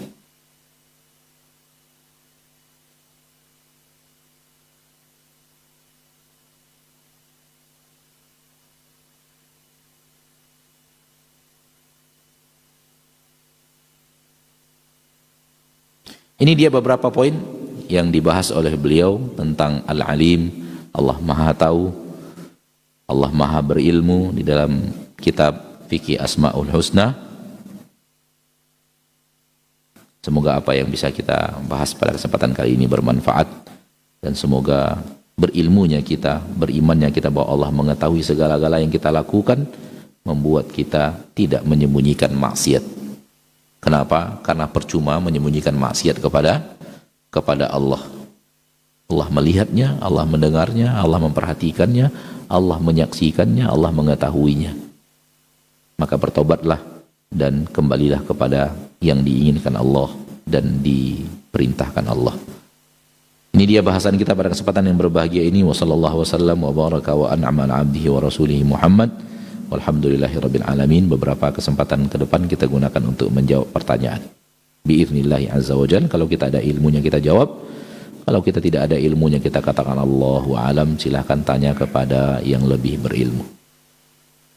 Baik, barakallahu fiik, jazakallahu khairan Ustaz untuk materi kita di kesempatan hari ini dengan bab Al-Alim. Mudah-mudahan apa yang sudah disampaikan oleh guru kita bisa kita ambil ilmunya dan kita amalkan dalam kehidupan sehari-hari.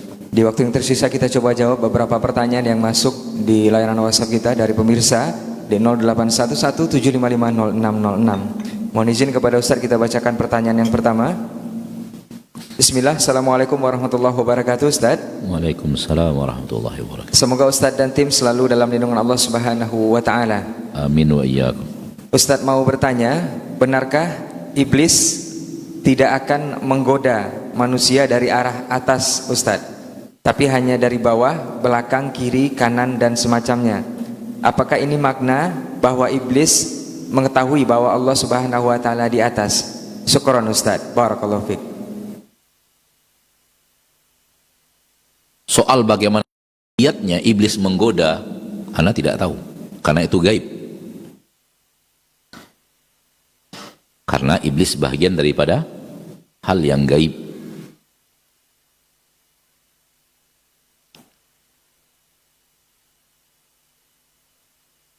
Dan disebutkan ketika mohon perlindungan daripada Allah, dari kanan, dari kiri, dari depan, dari belakang, dari bawah, dan tidak sebutkan dari atas, karena di atas ada Allah.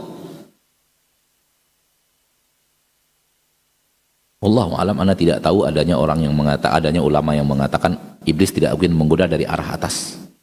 Ana juga tidak tahu itu.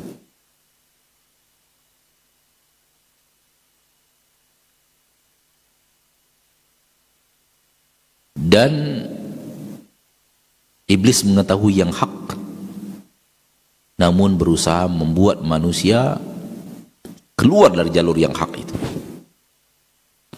Iblis tahu yang hak. Dia mendengarkan Dakwah Nabi Adam, dakwah Nabi Nuh, dakwah Nabi Hud, dakwah Nabi Saleh, dakwah Nabi Ibrahim, dakwah Nabi Musa, dakwah Nabi Harun, dakwah Nabi Isa, Zakaria, Yahya, dakwah Nabi Muhammad sallallahu alaihi wasallam, sehingga dia tahu mana jalan yang benar, sehingga dia berusaha bagaimana membuat kita keluar dari jalan yang benar. Sampai di situ. Sampai di situ. Detailnya apakah iblis tahu Allah di atas arsy dan semacamnya? Kita bicara seperti yang tadi saja. Tidak masuk kepada detail bahasan karena perkara gaib. Nah, di dalam Al-Quran Allah mengatakan, la'aqudanna lahum siratakal mustaqim. Ini jalan engkau yang lurus, aku akan melencengkan mereka dari jalan yang lurus itu. Berarti iblis tahu mana jalan yang lurus. Dan dia ingin membuat manusia keluar dari jalan yang lurus itu. Udah. Sesuai dengan itu yang ada di dalam Al-Quran, seperti itu kita berbicara, jangan terlalu detail. Dalam masalah gaib tidak perlu harus detail-detail sedetail itu. Bicara sesuai dengan nas yang ada, dalil yang ada, dan Anda akan aman. Wallahu a'lam. Nah, taib, jazakallahu khairan untuk jawaban dan penjelasannya. Semoga saudara kita yang bertanya bisa paham dari jawaban Ustadz, dan juga ini adalah ilmu untuk kita bersama hari ini. Kita lanjut ke pertanyaan berikutnya. Bismillah. Assalamualaikum Ustadz. Waalaikumsalam warahmatullah. Ustadz mau bertanya, apakah dosa-dosa kecil yang sudah banyak dan menjadi dosa besar, dan apakah cara bertaubatnya sama dengan orang yang melakukan dosa besar, Ustadz? Nah, dosa-dosa kecil akan diampuni oleh Allah dengan adanya ketaatan. Adanya sholat membuat hilang dosa-dosa kecil. Adanya puasa membuat hilang dosa kecil. Adanya sholat Jumat akan menghilangkan dosa-dosa kecil. Adanya Ramadan akan menghilangkan dosa-dosa kecil. Adanya umroh, diikuti umroh akan menghilangkan dosa-dosa kecil. Itu akan diampuni. Innal hasanati yudhibna sayiat, kebaikan-kebaikan yang Anda lakukan menghapuskan keburukan-keburukan yang Anda lakukan. Dan sepakat para ulama, amal-amal soleh ini menghapuskan dosa-dosa kecil. Langkah-langkah ke masjid, mengangkat satu derajat, menghilangkan satu kesalahan, dosa kecil. Namun dosa besar harus ada taubatnya. Tinggalkannya, menyesalinya, dan punya tekad untuk tidak melakukan lagi. Nah, baik, syukran Ustadz untuk jawabannya. Kita lanjut ke pertanyaan berikutnya. Assalamualaikum Ustadz. Waalaikumsalam warahmatullah. Ustadz, benarkah kita ahlu sunnah ini terlalu berpatokan pada teks Al-Quran, dalam tanda kurung katanya menjaga kemurnian teks, sehingga dianggap memalingkan nikmat ilmu dan juga akal yang diberikan Allah Tabaraka wa Ta'ala untuk mencerna dan berpikir maksud Allah dalam firman-firmannya tentang asma dan sifatnya. Syukron Ustaz.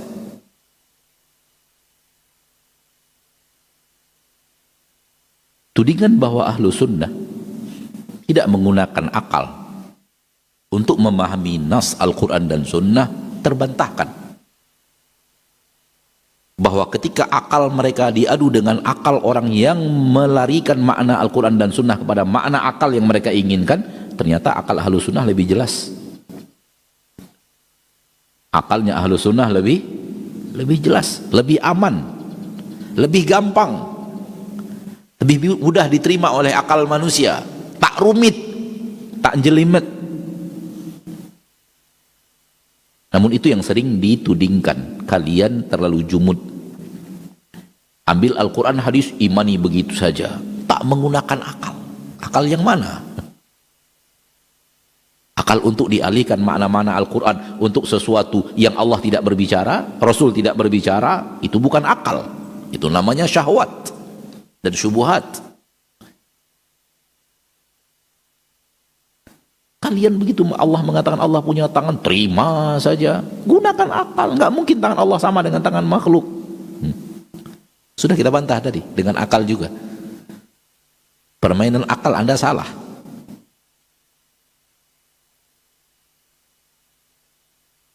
Maka sering ahlu sunnah itu dituding ahli teks Al-Quran. Murnikan teks Al-Quran, jangan dilogika-logikakan. Kita katakan, kita logikakan, tapi logika yang tidak bertabrakan. Namun di saat logika bertabrakan dengan Al-Quran dan hadis, kita katakan campakkan logika itu. Kalau bertabrakan dengan Al-Quran dan hadis. Allahu a'lam. Nah. Baik, barakallahu fiik, jazakallahu khairan Ustaz. Kita lanjut ke pertanyaan berikutnya. Assalamualaikum Ustaz. Waalaikumsalam warahmatullahi. Ustaz, bolehkah meyakini sifat tangan dan kaki Allah itu sama kegunaannya? Dan kaki Allah itu sama kegunaannya Ustaz. Sifat tangan dan kaki dari Allah ini sama kegunaannya. Fungsinya Ustaz dengan sebagian makhluknya. Dengan sebagian makhluknya Ustaz. Nah, biarkan yang gaib dalam ilmu gaib dan berbicara sesuai dengan nas yang ada tentang perkara gaib. Biarkan yang gaib dalam ilmu gaib dan berbicaralah tentang perkara gaib hanya sesuai dengan nas yang ada yang datang kepada kita dalam perkara gaib itu. Jangan masuk lebih dalam. Bahaya. Nah. Baik, barakallahu fiik, jazakallahu khairan Ustaz. Kita lanjut ke pertanyaan berikutnya. Assalamualaikum Ustaz. Waalaikumsalam warahmatullahi. Ustaz, kenapa solawat dalam solat itu ketika tahiyat disebut sebagai solawat Ibrahimiyah? Kenapa cuma Nabi Ibrahim yang disolawati? Afwan Ustaz, syukran jawabnya. Disebut salawat Ibrahimiyah karena disebut nama Nabi Ibrahim juga setelah disebut nama Nabi Muhammad sallallahu alaihi wasallam. Digandengkan Nabi Muhammad SAW dengan Nabi Ibrahim karena mereka berdua, yaitu Nabi kita tercinta SAW dan Nabi Ibrahim, semulia-mulia makhluk Allah dari jenis manusia. Tak ada yang lebih mulia dari mereka berdua. Dan dua-duanya disebut ahlu tauhid, ahlul ibadah, ahlul ikhlas, ahlul ta'ah. Tak ada yang lebih daripada Nabi kita tercinta Muhammad SAW dan setelahnya Nabi Ibrahim. Dan ada salawat Nabi kepada Nabi Muhammad saja. Tidak disertakan nama Nabi Ibrahim, namun di dalam lafaz salawat yang diajarkan di dalam salat disertakan nama Nabi Ibrahim. Lalu dikenal dengan salawat Ibrahimiyah. Nah, itu aja. Nah. Baik, berikutnya kita lanjut ke pertanyaan. Assalamualaikum Ustaz. Waalaikumsalam warahmatullahi. Ustaz, bagaimana cara kita mengetahui seseorang itu atau Ustaz itu berilmu yang lurus sesuai Al-Quran dan Sunnah dan boleh diambil ilmunya Ustaz? Nah, kalau kita sudah benar-benar tahu, berarti ilmu kita sudah hebat. Oleh karena itu perhatikan saja apakah ustadz tersebut benar-benar membawa kepada sebuah makna yang ada dalilnya dari Al-Quran jelas, ada dalilnya dari hadis yang jelas. Semakin kita memperhatikan apakah ustadz ini kalau bicara bawa ayat, bawa hadis, bawa keterangan dari para ahli ilmu, atau dia hanya berbicara begitu saja, nampak itu nanti. Kalau kita ikhlas dan minta bimbingan kepada Allah. Kemudian cara yang simpel juga, kalau kita sudah yakin seorang ustadz benar-benar kembali kepada Al-Quran, kembali kepada Sunnah dan mengajak kepada, dan benar-benar direkomendasi bahwa ustadz itu adalah ustadz yang benar-benar kembali kepada Al-Quran dan Sunnah, mengajak, tanya kepadanya siapa ustadz-ustadz yang saya boleh belajar kepada mereka. Itu juga cara yang sangat simpel. Kita kembalikan kepada ilmu orang lebih berilmu daripada kita untuk kemudian kita menimba ilmu dari seseorang. Intinya adalah jangan sembarang terima dari sembarang pembicaraan manusia, karena belum tentu semua manusia berbicara kembali kepada Al-Quran dan Sunnah. Nah. Satu pertanyaan terakhir Ustaz. Bismillah, Assalamualaikum warahmatullahi wabarakatuh Ustaz. Waalaikumsalam warahmatullahi. Ustaz mau bertanya di luar tema Ustaz. Ustaz, bagaimana hukumnya jika laki-laki menikah tanpa izin orang tuanya dan hanya memberitahukan menikah saja dan tidak mengikuti adat? Soalnya anak mau menikah tapi masih terhalang oleh orang tua, dalam tanda kurung ibu, yang masih melarang anak sampai berumur 25 tahun. Dan anak juga tidak boleh menikah dulu baru hajatan. Sedangkan jujur anak sudah tidak tahan untuk menikah dan takut terjerumus ke hal yang tidak diinginkan. Apakah boleh Ustadz kalau anak menikah tanpa izin orang tua? Anak termasuk anak yang durhakakah Ustadz? Bantu jawabannya Ustadz. Syukron, barakallahu fiik. Kalau memang mengikuti keinginan orang tua, tidak menikah kecuali setelah usia tertentu. Kalau untuk mengikuti keinginan orang tua tersebut Anda harus berbuat maksiat kepada Allah, maka ketaatan seperti ini tidak wajib kepada orang tua. Kalau, sekali lagi Anda katakan, orang tua maunya Anda nikah di atas usia 25 tahun. Berapa tadi? 25 ya? Tak boleh menikah kecuali usia itu. Mau 25, 27, 35, terserah. Pokoknya di atas 25. Itu maunya orang tua. Kalau belum 25 belum boleh menikah. Ada kepatuhan kepada orang tua. Kalau Anda bisa menjalankan itu tanpa berbuat maksiat kepada Allah, itu yang lebih sempurna. Itu yang lebih sempurna. Namun kalau untuk mengikuti keinginan orang tua tersebut harus dengan jalan berbuat maksiat kepada Allah, maka tidak ada kewajiban untuk patuh kepada perintah orang tua tersebut. Karena untuk taat kepada orang tua harus berbuat maksiat kepada Allah, tidak boleh. Maka ketaatan kepada Allah lebih didahulukan dibanding ketaatan kepada orang tua. Seperti yang tadi ditanyakan, yakin sekali kalau saya ikut itu saya terjerumus ke dalam aneka ragam maksiat, terjerumus ke dalam zina, terjerumus ke dalam hal-hal yang lainnya. Maka kepatuhan kepada Allah lebih didahulukan dibanding kepatuhan kepada makhluk manapun termasuk orang tua. Taat kepada orang tua, taat kepada Allah kalau bisa digabungkan kedua-duanya itu yang paling sempurna. Namun harus bertabrakan salah satu di antaranya, maka ketaatan kepada Allah harus lebih didahulukan dibanding ketaatan kepada orang tua. Namun sekali lagi saya menyarankan kepada Anda, datanglah kepada orang tua, sampaikan kepadanya, ulang-ulang terus, ngemis kepada orang tua agar orang tua mengizinkan. Itu yang Anda sarankan kepada antum, bukan mengecewakan orang tua dengan diam-diam. Lakukan terus, ngemis terus, minta terus melalui surat, melalui telepon, melalui ungkapan hati, melalui doa, melalui puisi kepada orang tua, melalui apa lagi ayo, melalui sahabat, melalui ustadz, lakukan ikhtiar sampai orang tua mengizinkan mudah-mudahan, sehingga dengannya Anda taat kepada kedua-duanya, taat kepada ayah juga, kepada ibu juga, kepada Allah juga demikian. Lakukan itu dan berdoa kepada Allah. Dan ana berdoa kepada Allah agar Allah memudahkan Anda untuk melakukan itu dan memudahkan orang tua untuk mundur daripada keinginannya. Anak tidak boleh nikah kalau usianya belum 25 tahun. Itu bukan ada nasnya di dalam Al-Quran, tidak ada nasnya dalam hadis Nabi. Walaupun Nabi kita tercinta menikahnya di usia 25 tahun, namun Nabi kita tidak menyuruh kita harus menikah di usia 25 tahun. Wallahu a'lam. Jadi itu yang harus Anda lakukan, dan yakinlah bahwa diam-diam membuat orang tua kecewa juga tidak baik. Lakukan keberanian berbicara, minta, kirim surat, kirim kalimat-kalimat yang membuat hati wanita tersentuh. Kirim kepada orang tua, saya takut ke neraka, begini, begitu. Kalau tidak pandai mengarang, cari kawan yang pandai mengarang. Bila perlu bayar, agar orang tua tersentuh hatinya, membaca surat dia menangis kemudian mengizinkan Anda. Kenapa tidak lakukan itu? Kenapa larinya harus diam-diam? Kecewanya orang tua juga berbahaya. Kecewa orang tua juga berbahaya. Wallahu a'lam. Ini yang bisa Anda sampaikan, dan seperti yang tadi dikatakan bahwa ini pertanyaan terakhir pada kesempatan kali ini. Maka sampai di sini pertemuan kita pada kesempatan yang berbahagia ini. Semoga Allah tabaraka wa ta'ala Rabbul Izzati wal Jalalah menjadikan kita hamba-hambanya yang senantiasa berusaha untuk kembali kepada kitabullah, kembali kepada sunnah Nabi kita tercinta dalam pemahaman salafus salih.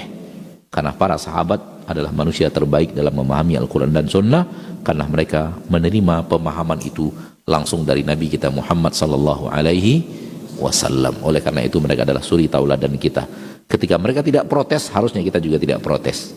Maka para sahabat tidak ada yang protes tentang asma wa sifat. Harusnya kita juga tidak protes. Para sahabat tidak ada yang mentakwil-takwil asma wa sifat, maka harusnya juga kita tidak mentakwil. Akan tapi menerima apa yang Allah katakan, sami'na wa ata'na. Namun ketahuilah bahwa sami'na wa ata'na para sahabat tidak membuat mereka menyamakan Allah dengan makhluk. Sampai di sini semoga Allah kumpulkan kita bersama para sahabat di yaumil mahsyar dan di dalam surganya. Amin ya rabbal alamin. Subhanakallahumma wa bihamdika asyhadu an la ilaha illa anta astaghfiruka wa atubu ilaik. Assalamualaikum warahmatullahi wabarakatuh. Waalaikumsalam warahmatullahi.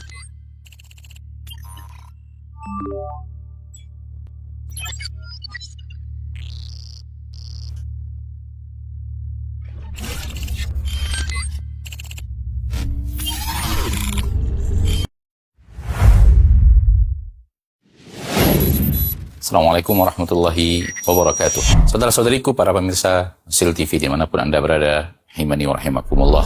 Semoga antum selalu berada dalam lindungan Allah Tabaraka wa Ta'ala, dan semoga kesehatan, keberkahan, rahmat dan nikmat Allah Tabaraka wa Ta'ala selalu meliputi Anda semuanya.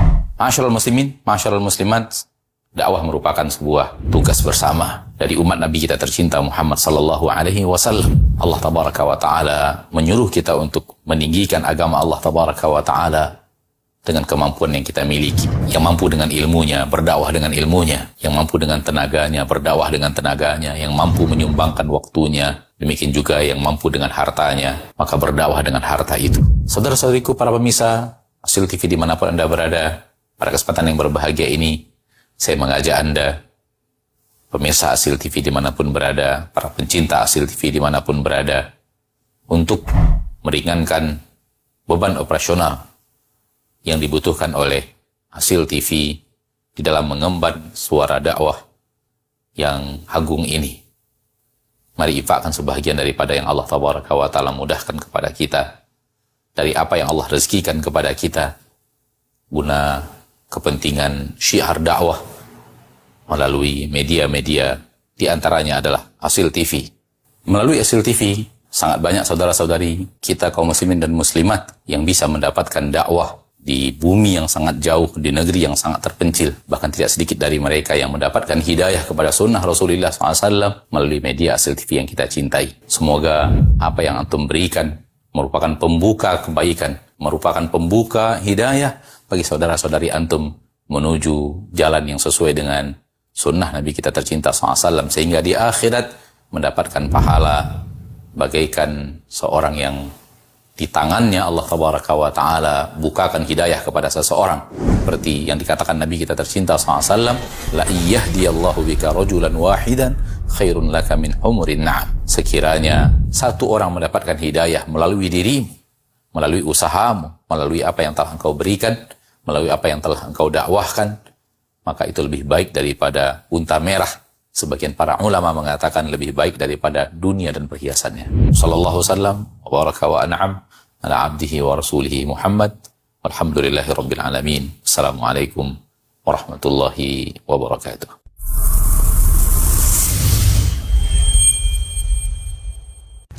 Alhamdulillah, telah hadir aplikasi dakwah yang menunjang kebutuhan umat muslim dalam melaksanakan ibadah harian yang